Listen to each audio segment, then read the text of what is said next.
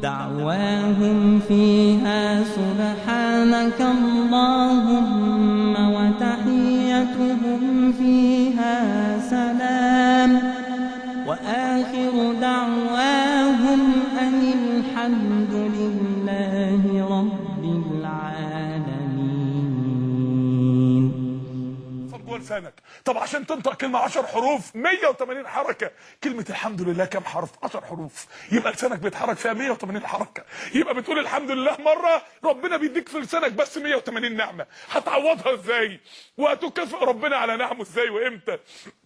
معجزات. انت كنت الاول نطفه اسمها حيوان، العلماء اللي سموها كده مش حد مننا، العلماء اللي سموها حيوان في الاول، حيوان. بعد كده حصلت اول معجزه، الحيوان بقى خلايا عظم وخلايا عصبيه وخلايا لحم. بعد كده حصلت تاني معجزه، الخلايا بقت سمع وبصر وقلب وكبد وكلى. بعد كده حصلت تالت معجزه، شويه اللحم والدم دول بقى بيحب وبيكره وبيغضب وبيرضى وبيندهش.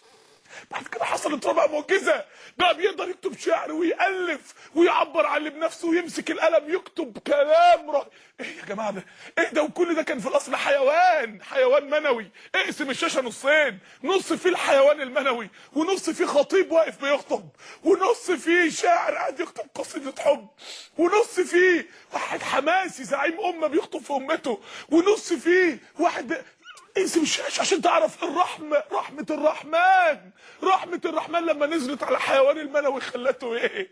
لما ربنا علمنا البيان عملنا بيه ايه؟ اللي بيكتب شعر كتب شعر لحبيبته، واللي بيعرف يرسم رسم بيه ايه وكده، واللي كتب شعر كتب عن ايه، واللي كتبوا كتب حاربوا بيها ربنا قد ايه، واللي عارف يقول كلام حلو بلسانه راح ضحك بيه على بنات الناس ازاي، واللي بيعرف يسبل بعينيه يستخدم ده في ايه، واللي بيعرف يمثل بحركات وشه راح مثل افلام حارب بها الملتزمين والطار الاسلامي، واللي بيعرف يمثل والتاجر راح ضحك على الناس في الغش والخيانه والكذب. لما ربنا علمنا البيان عملنا ايه؟